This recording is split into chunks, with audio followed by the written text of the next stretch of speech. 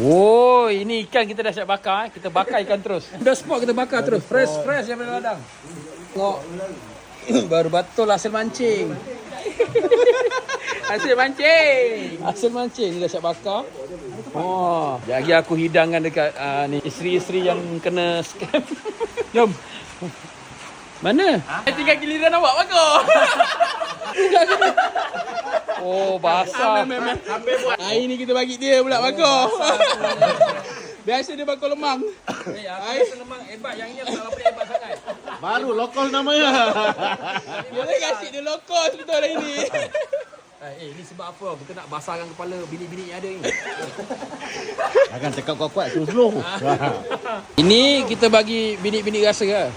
Tengok macam mana dia kata apa. Kita mancing kot. Betul tak? Betul. Mami awak tahu tak? Kalau nak sedap ni, awak pegang ni. Dia kena letak kuah kacang. Ni kuah kacang ni. Tabur sikit. Ni kuah kacang Felda tenang punya. Mana siapa buat? Mak buat. Ni kuah kacang paling sedap dekat Felda tenang. Confirm. Ya, saya daripada kecil makan kat sini. Hai. Ni mancing tau tadi tau. Ini yang jala tu. Mancing. Sedap. Sedap kan? Nasi. Tengoklah, laki kalau masak memang sedap. Tengok. Siap mancing, siap siang, siap masak.